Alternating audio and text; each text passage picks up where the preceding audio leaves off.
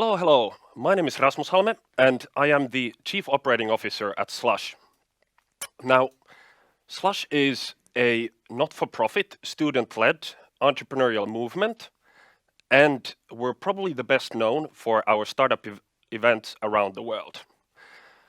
I was asked to share the story of Slush, and I'll tell it, no worries, but I think actually the story of Slush is only kind of a manifestation of a few unique things in Finland. I've been lucky enough to study and work in places like Silicon Valley, Hong Kong, Luxembourg, and South Africa. And I've noticed three distinct things when I look at Finland on what's different, especially if you're a university student or early in your career. The three things are, I think that in Finland, humble people can have bold visions. Secondly, tight-knit communities can be inclusive and supportive. And thirdly, a society of creativity and flexibility simply makes the journey more enjoyable. Now, I'll get back to these towards the end, but I wanted to bring them up. Not only because they're specific to Finland, but because they're also an essential part of what made Slush possible. Why did it grow from something small to a global movement, and how did it grow? Not as a business only, but also as a movement, as a community driven by volunteers and a shared vision. So let's get to the story then. So in 2008, there was a small group of Finnish entrepreneurs, and they thought, we have to get startups, investors, and other business people together to discuss about the current issues in Finland. So they did that, and they organized the first ever Slush. It was small, maybe 50 to 100 people, but it was still nice, but nothing extraordinary, so to say. In the following 2 years, the event grew slightly to around 200 people, but then became the turning point in Slush's story. That was in 2011. So in 2011, there was a group of students, so another group of people. The group of students looked at the dependency ratio of Finland. And by the way, this was also a time of kind of economic challenges, perhaps characterized by Nokia's difficulties. But they looked at this graph and they thought, what's the solution? How can we help Finland? And the solution was obvious. It's jobs. But how are jobs created nowadays? And 10 years ago, for that matter? It's mostly in new businesses. So actually, the solution is entrepreneurship. But they didn't only believe that entrepreneurship was the solution to the economic problem, but also that entrepreneurship was the most efficient way to change the world. So they discussed this student group and this group of previous organizers, and they decided together to hand over the responsibility of organizing the next Slush to this eager and excited group of students. The students started by identifying three key challenges in the Finnish landscape. Firstly, the attitude and culture towards entrepreneurship was lacking. People weren't excited about it. Secondly, the knowledge, skills, and passion to build world-changing companies, products that people love, it wasn't really there. And thirdly, the venture capital scene was really lacking, particularly international venture capital, which is, by the way, growth funding for companies. These translated quite simply to three goals. So firstly, building a radically positive culture of entrepreneurship. Secondly, profiling Nordics as a major tech hub with world-class talent. And thirdly, simply making venture capital more accessible, particularly the international one. So in 2011, the event was organized by the students. Slight growth, nothing spectacular, so to say, a lot of difficulties along the way. But then became the years of scaling. Massive, massive interest that grew year over year, thousands more every year. A lot of mistakes again, but a lot of success as well. For example, in 2018, 15,000 people already, and in 2019, 20,000 people. When Slush was in Helsinki, it took over the whole city basically. So for example, if you went to a bar in central Helsinki during Slush, you were most likely to spend your time with international entrepreneurs, top-tier investors from Asia or Silicon Valley, even heads of state or presidents or royalty, but also students. So everyone spent time together and tried to identify what are the next big things and so on. Behind all of this growth and success was a huge group of volunteers. It started small, but throughout the years, it became huge. So 2 years ago, I think last year, we had like 2,500 volunteers helping us. And this group of volunteers, it was students, entrepreneurs, really anyone who wanted to pitch in. And mind you, what's special about it is that they weren't only Finnish people. There were plenty of people flying in from abroad just to be a part of this journey. Throughout the years, there were quite a few nice things and cool things said about Slush. It was quite media sexy, so to say. But behind all of that, behind all the crazy initiatives, there was this kind of attitude to try new things, go for the big goal. So if someone said, oh, hey, I have this crazy idea, someone else would say, most likely, awesome, let's do it. One example could be a few years back, we were in a bit of a difficult situation. The event didn't have maybe as many top-tier investors from Silicon Valley as we would have wanted, and that would have helped the startups more. So what we did basically was we rented a whole plane, like a commercial plane, flew it to Silicon Valley, went out, discussed with investors, pitched them that, hey, we have this plane, it's going to Helsinki, there's this thing called Slush, and we're organizing a big party in the plane. I mean, just a few days later, the plane was full of investors flying to Helsinki. But probably the kind of biggest let's do it moment was actually going international. So in 2015, Slush Tokyo, and the following year, Singapore and Shanghai. And mind you, these were kind of these main events. So there were, at the same time, there were plenty of smaller events and gatherings happening all around the world. But this was also a time after quite a bit of success and growth to kind of reflect back a bit and see, was there actually any impact? Did we actually advance the ecosystem at all? Was there anything behind the media, the hype, the great parties, and so on?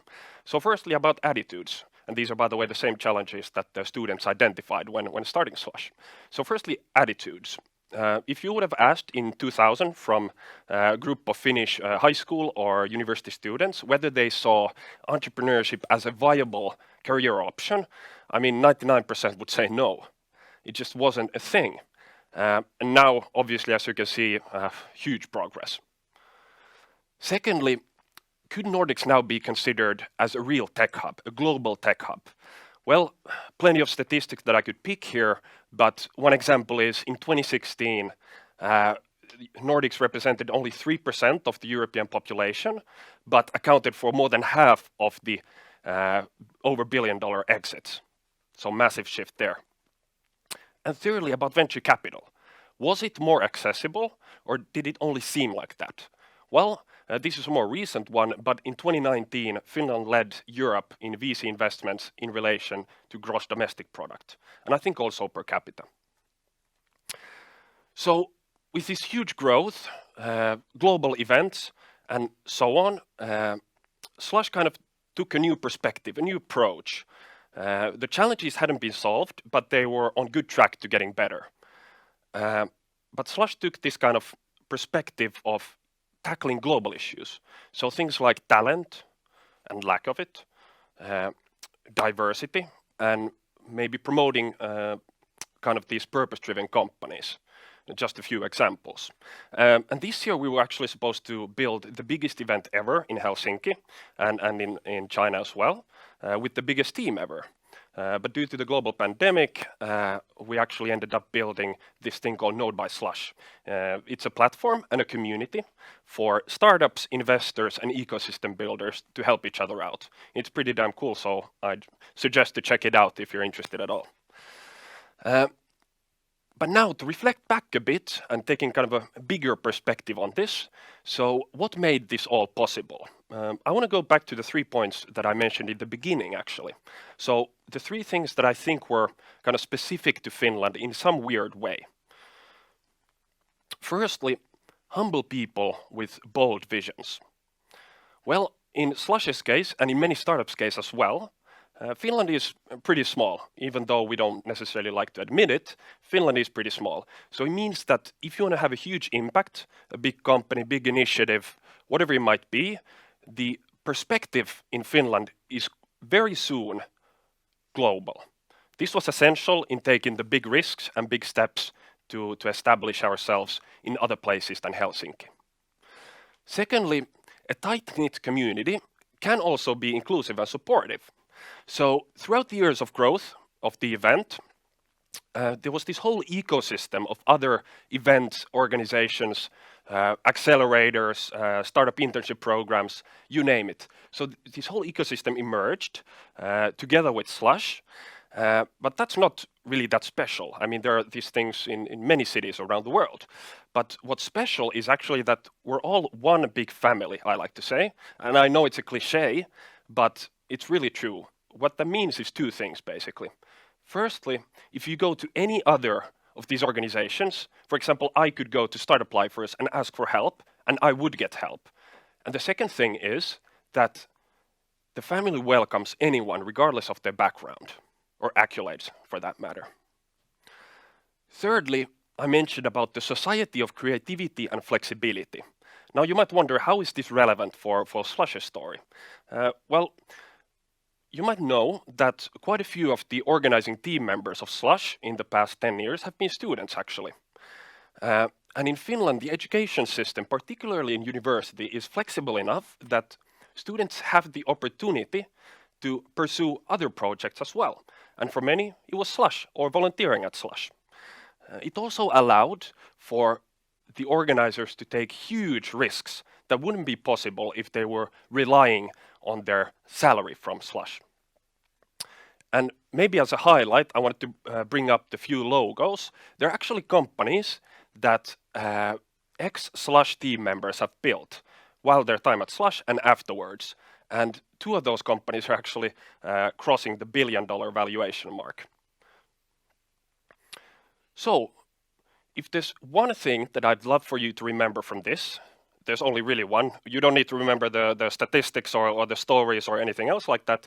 But one thing is that whether you're a student from India, a researcher from Indonesia, or say an entrepreneur from Malaysia, or really anyone aspiring to build something great and world-changing, the Finnish startup ecosystem is welcoming you and is ready to help. Just shoot us an email when you come here.